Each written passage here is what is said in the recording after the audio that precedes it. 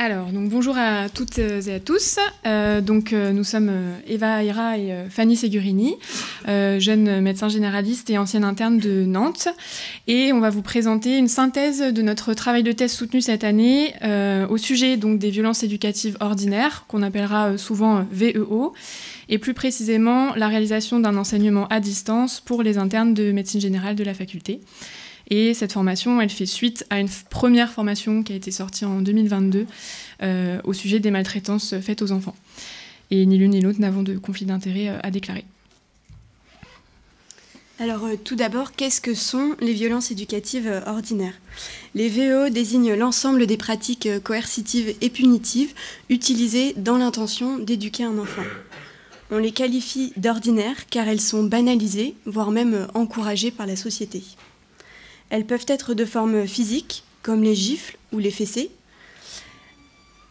psychiques, comme les menaces, le chantage ou la dévalorisation, ou encore verbales, comme les injures, moqueries ou humiliations. C'est un phénomène sociétal ancien dont on retrouve des traces depuis plus de 5000 ans, et c'est aussi un phénomène transgénérationnel. Les personnes ayant connu des VEO dans l'enfance sont plus à même de les réutiliser avec leurs propres enfants. Le fait de dire « j'en ai eu quand j'étais petit et j'en suis pas mort » témoigne d'une normalisation de ces violences. Ainsi, en France, on estime que les VEO concernent 85% des enfants, dont 50% avant l'âge de 2 ans. Néanmoins, ces violences ne sont pas anodines. Elles ont des conséquences néfastes pour la santé des enfants, et notamment, elles peuvent nuire au neurodéveloppement. On pense notamment au développement émotionnel et psychologique, avec par exemple des retards à l'acquisition du langage ou des troubles de la gestion des émotions. Elles peuvent également laisser des séquelles psychiques telles que de l'anxiété, de la dépression et des troubles relationnels. Et enfin, elles peuvent favoriser les comportements agressifs à long terme. Ces conséquences découlent de l'effet néfaste et désormais bien connu du circuit hormonal de la peur. Alors pourquoi on a choisi ce sujet pour en faire un enseignement ? Déjà parce que dans notre travail de recherche, on a été frappé par la fréquence donc, de ces violences, et ce malgré la loi du 10 juillet 2019 qui interdit les violences éducatives ordinaires et qui nous dit que l'autorité parentale, elle doit s'exercer sans violence physique ou psychologique. Ensuite, ces violences, elles font le continuum de la maltraitance, elles s'inscrivent dans le cycle de la violence qui est maintenant systémique. Et donc, prévenir les violences éducatives ordinaires, c'est enrayer le phénomène de systématisation de la violence dans notre société. Le médecin généraliste, c'est un acteur privilégié parce qu'il est au contact des familles de manière quotidienne et il connaît ses patients, il est à même de reconnaître les parents qui seraient en difficulté et qui auraient besoin d'accompagnement. De plus, les médecins généralistes seront sûrement sollicités en 2025 un peu plus, puisque la loi qui interdit les VEO, elle sera inscrite dans la nouvelle édition du carnet de santé.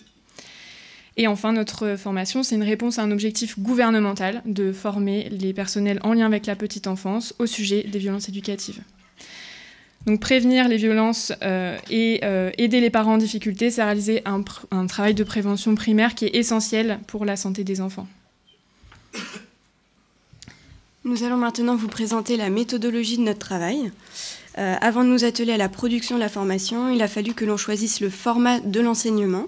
Et notre choix s'est rapidement porté sur l'enseignement distanciel, aussi appelé e-learning. L'enseignement à distance possède beaucoup d'atouts, parmi lesquels on peut citer l'accessibilité, la flexibilité en termes horaires et géographiques, important pour les étudiants en médecine, une autonomisation de l'étudiant dans ses apprentissages, et de plus, ce sont des formations qui sont pérennes. Pour construire cette formation, nous nous sommes appuyés sur le guide « Concevoir et produire un cours à distance » de l'Université de Laval au Québec. Notre équipe de travail, elle était composée donc de 2 internes en médecine générale, de 2 enseignants du DMG et de 3 ingénieurs du service de production et d'innovation numérique en santé de l'Université de Nantes. La durée totale, environ, c'est 3 heures de formation et ça s'intègre donc à Nantes dans le parcours de santé de l'enfant. Et les objectifs pédagogiques pour les étudiants, c'est donc de savoir définir les violences éducatives ordinaires, connaître leur physiopathologie et leurs conséquences, et pouvoir les dépister en consultation. Et donc, en fait, l'objectif global, c'est de donner un peu un premier pas dans l'accompagnement à la parentalité.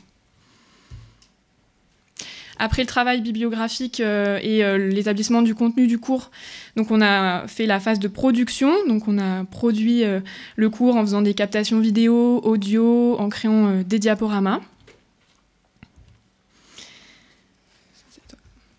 Et donc, au final, le cours se compose de 4 modules, d'une durée allant de 15 minutes à 1h30. Chacun d'eux est construit à partir des mêmes objectifs formatifs, donc qui sont observer et comprendre, mémoriser, s'engager et s'exercer, et approfondir. Nous avons choisi le contenu, les outils pédagogiques et les ressources pour y répondre.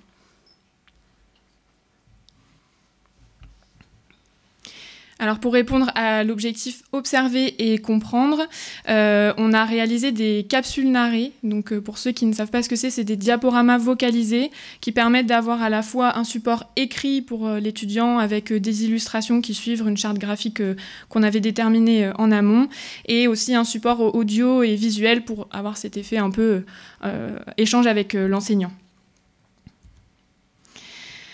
Concernant l'objectif mémorisé, on s'est appuyé sur des ressources déjà existantes et notamment des vidéos d'interviews d'experts ou de campagnes de sensibilisation.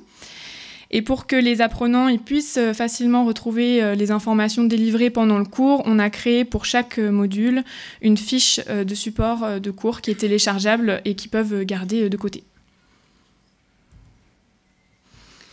Pour répondre à l'objectif s'engager et s'exercer, le contenu du cours est agrémenté d'activités pédagogiques interactives avec rétroaction pour que les apprenants mobilisent et contextualisent leurs connaissances. Sur la diapositive ici, nous vous présentons donc un exemple de vignette clinique présente dans le module sur l'accompagnement des familles dans les situations à risque de VEO. L'étudiant a un court texte clinique, donc ici à gauche. Ici, il s'agit d'une maman qui présente des difficultés avec son enfant de 4 ans. Et les difficultés, elles surviennent surtout dans le processus de préparation matinale, où il y a beaucoup de stress, d'énervement, du retard.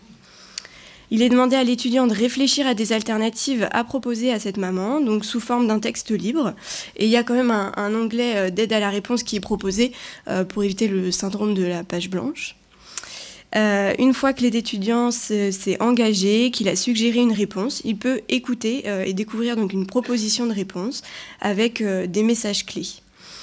Ici, donc, dans cette situation, il est préconisé de repartir donc, du développement de cet enfant de 4 ans et notamment donc, son acquisition par rapport à la notion du temps qui n'est pas celle encore d'un adulte. Et donc, il est important que cet enfant de 4 ans soit accompagné tout au long de son processus de préparation matinale. Et l'importance des rituels, on le rappelle, pour diminuer le stress et favoriser l'acquisition des comportements voulus.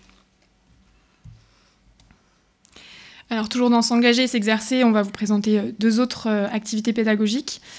Donc la première ici, c'est une activité d'appariement où il est demandé à l'étudiant d'apparier une étape clé du développement psychomoteur de l'enfant avec l'âge auquel il est attendu. On en parle beaucoup du développement pendant l'externat, mais il nous semblait important de vraiment revenir dessus et d'ancrer les connaissances pour vraiment comprendre l'impact des violences éducatives et surtout qu'est-ce qu'on peut attendre d'un enfant à quel âge. L'autre activité, c'est une activité donc, de cliquer-glisser où en fait l'étudiant va devoir relier donc, une violence éducative avec un besoin fondamental de l'enfant qu'elle entrave. Donc ça nous permet aussi de réappuyer le concept de besoin fondamental de l'enfant qui est peu connu, mais qui est très important et qui explique en quoi les violences éducatives nuisent à la santé psychique et physique des enfants. Concernant l'objectif approfondir, il est proposé un contenu supplémentaire avec de nombreuses ressources type brochures, livres, podcasts, pour ceux qui souhaitent aller plus loin dans la formation. Et il nous paraissait aussi important que les apprenants connaissent le réseau local et national. Donc nous avons réalisé des fiches annuaires que l'étudiant peut garder et donc ressortir en consultation et proposer aux parents si besoin. Donc, en conclusion, on a créé une formation qui est courte, interactive et qui propose aux étudiants une initiation à l'accompagnement en parentalité de manière globale. Ça pourra leur permettre d'améliorer donc leur sentiment d'efficacité dans la réponse aux questions des parents en consultation. Le sujet des violences éducatives, il est très médiatisé depuis la loi de 2019 et il y a beaucoup de débats encore aujourd'hui, même parmi les experts du sujet. Donc c'est important de pouvoir proposer aux parents un accompagnement en promouvant des méthodes éducatives qui sont basées sur l'empathie, sur le respect, qui sont efficaces et surtout qui sont fondées sur des preuves scientifiques. Nous espérons que vous avez trouvé cette présentation claire et que le sujet vous aura intéressé. Si c'est le cas, donc on vous laisse le QR code qui est donc l'accès à la formation en ligne. Vous pouvez le faire dès maintenant. Et pour toute question, vous pouvez contacter donc notre directrice de thèse, Maëlle Guidou, qui est chef de clinique au DMG de Nantes. Merci.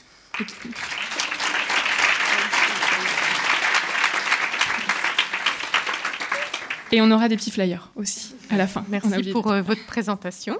Maintenant, il va y avoir une dizaine de minutes là pour les questions. Si vous avez des questions, il y a un micro là-bas dans le milieu de la salle. Puis peut-être on peut aller... Est-ce qu'il y a des questions? Alors, dans le fond de la salle.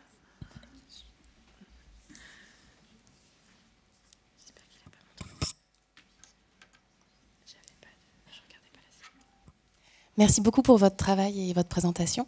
Là, cette année c'est la première année où les étudiants ont pu suivre ce e-learning? Oui, en fait, il va être lancé là en même temps que c'est présenté au congrès. D'accord. Donc pour l'instant, il n'y a pas encore de retour? Non, pas encore. Alors, ce serait très intéressant d'en avoir. Merci. Ce sera le cas, je pense. D'autres questions?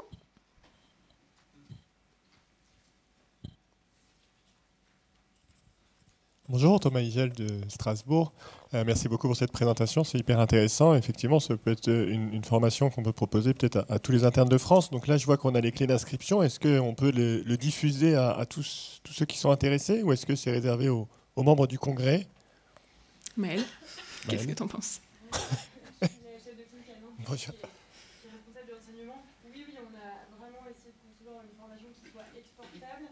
On a essayé de travailler sur un outil qui ne soit pas uniquement à destination d'un public de médecins, mais également de professionnels de l'enfance, autres. Chez nous, il sera diffusé à Nantes, d'autres publics.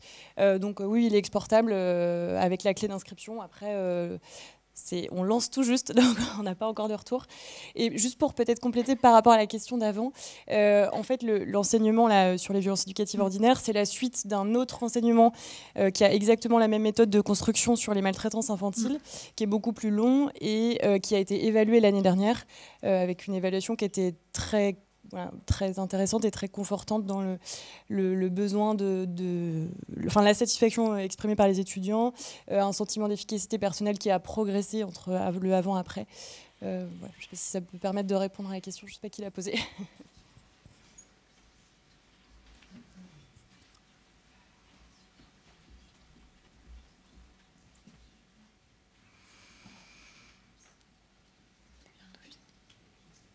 Ila Saïd Kaki, je suis médecin du coup à Toulon, installé, et j'ai en fait assisté à la première présentation sur la maltraitance infantile, et je trouve que le deuxième projet il est excellent quoi.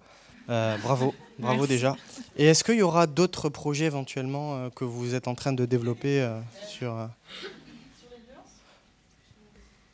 le thème? Sur quelle thématique? Sur les violences ou d'autres? Oui, sur la violence ou d'autres. D'autres enseignements en général? Oui. Oh, le champ des possibles est très large. Au sein de la fac de Nantes, du coup? D'accord. Là, je pense que sur les violences, en tout cas faites aux enfants, on a été assez loin dans ce qu'on peut produire. Après, sur la méthode de construction, on peut partager. Et il y a d'autres équipes qui sont motivées. Ça demande un temps de travail qui est énorme. C'est à l'échelle de plusieurs années. On a beaucoup de gens à Nantes autour de ce projet. Donc, il faut intégrer aussi qu'il faut du temps. Oui, là pour les 3 heures de formation par exemple, on a fait 1 an et 8 mois de travail quoi, juste pour les 3 heures. C'est bon. D'autres questions?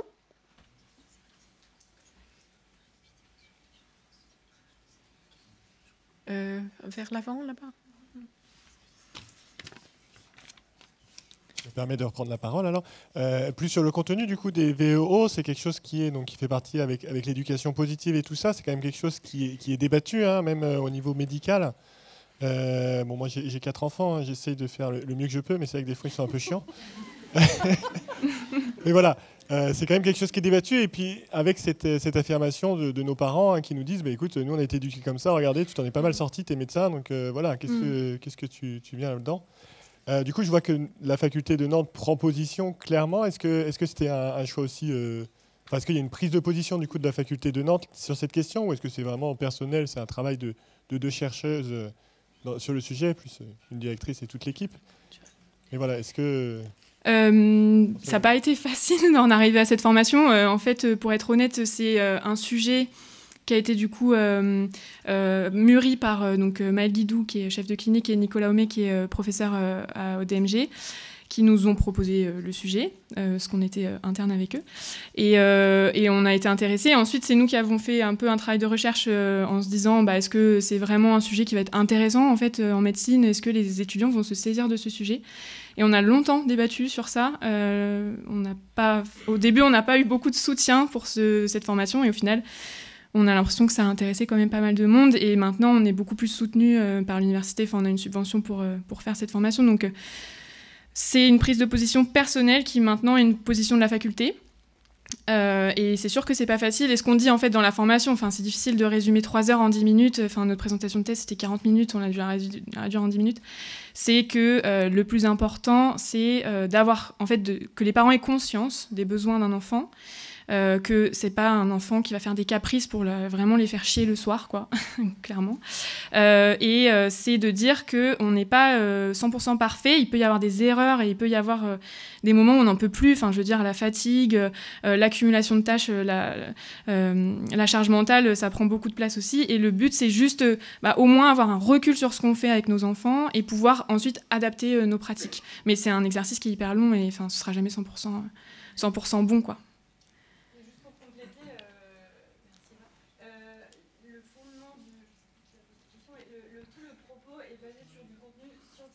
Oui. Ah oui. Les experts qui interviennent, qui ont relu le contenu, alors voilà, on ne sait pas, et on a essayé justement d'aller à l'encontre de la posture parentale, de tout ce qu'on peut voir sur les réseaux sociaux, des coachs en parentalité, de tous les courants de bienveillance, parentalité positive, éducation positive. L'idée, c'est de sortir de tout ça et de proposer un contenu uniquement scientifique pour que le médecin puisse aborder ces questionnements. Je pense que là-dessus... On essaye de faire le contre-pied de la parentalité positive, en fait. On le dit dans la formation qu'on n'est pas du tout pour la... nous, on n'est pas parentalité positive, on est parentalité basée sur les preuves. Voilà, c'est tout. Donc, il y a une question dans le fond et après, il y en aura une sur le premier rang. Oui, bonjour, Humbert de Fainville, je suis de Lyon, j'organise Atelier Violence et j'avais une question sur le contenu. Vous avez une approche centrée sur l'enfant, ce qui est très bien. Et les auteurs dans tout ça, vous avez rappelé que... Vous n'avez pas rappelé le pourcentage, mais une grande proportion des victimes deviennent ensuite des auteurs. Et quand vous parlez de la sensibilisation des parents, ou en tout cas de ceux qui sont censés donner une éducation, comment est-ce que vous enseignez aux internes de faire un repérage des auteurs pour que du coup ils puissent prendre conscience déjà qu'ils ont été victimes, qu'ils sont auteurs, et qu'en fait, dans ce mécanisme-là, la parentalité est complètement faussée. Est-ce que c'est prévu dans votre enseignement ou est-ce que c'est une prochaine mouture? On ne l'aborde pas frontalement. Après, ce qu'on aborde, c'est comment justement... à quel moment parler des violences éducatives et on le propose en préconceptionnel, donc avant l'arrivée d'un enfant, en fait l'idée c'est juste amener à réfléchir le parent sur lui, qu'est-ce qu'il connaît, qu'est-ce qu'il veut transmettre à ses enfants. Donc c'est vrai qu'on ne repositionne pas forcément en disant voilà, si vous avez connu des violences, vous êtes à risque, mais plutôt l'amener à réfléchir à qu'est-ce qui est important pour lui. Mais c'est vrai qu'on ne replace pas on replace pas forcément le parent face à sa propre éducation. Mais pour la question sur comment les internes vont explorer ça en consultation, il y a une autre activité qu'on n'a pas présentée, qui est une activité où imagine, en fait, ils doivent s'imaginer face à un parent qui leur raconte telle situation. et quelles questions il pourrait poser. Donc ça peut être soit saisir une situation relatée par le parent de difficulté, ou alors c'est réagir à un geste en consultation. Enfin, ça nous arrive tous, je pense, un parent qui saisit brutalement son gamin par le bras parce qu'il est il est en train de perturber la consultation, où on l'entend dans la salle d'attente en train de lui crier dessus pour qu'il arrête de s'agiter. Donc voilà, c'est soit se saisir d'une situation qu'on vit nous directement, soit se saisir de propos rapportés, soit carrément poser une question un peu ouverte sur là, votre enfant, il a 2 ans, comment ça va? Est-ce que c'est difficile quand il se met en colère? Comment vous faites? Est-ce que avec votre conjoint, vous êtes aussi en raccord sur l'éducation que vous êtes en train d'apporter à votre enfant, etc. Enfin, voilà. C'est une petite activité, donc il y a 3 grandes thématiques où ils peuvent se poser ce genre de questions. Donc, on va prendre... Il restait une question, je crois, à l'avant, là. Merci Maëlle pour cet outil qui est vraiment très très chouette. Du coup, ça m'a titillé. J'ai ressorti le score ACE et donc un parent qui empoigne son enfant et qui lui crie dessus, on a déjà un score à 3 avec un sur-risque de cancer, de maladie cardiaque à 2, 22 fois plus de risque d'usage de drogue en intraveineuse, 4 fois plus de risque d'être victime d'agression sexuelle si l'enfant est une femme. Bref, merci parce que en fait c'est le premier facteur de morbimortalité et je pense qu'effectivement on a bien besoin d'être formé là-dessus, donc merci pour ça.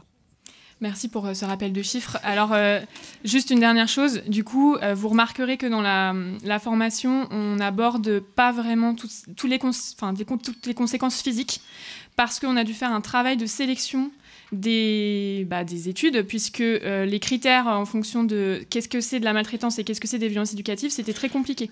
Donc on n'aborde pas les conséquences physiques, mais effectivement, on rappelle que les violences physiques ont des conséquences sur la santé des enfants à court, moyen, long terme, quoi. Merci beaucoup. Voilà, on vous remercie pour cette belle présentation.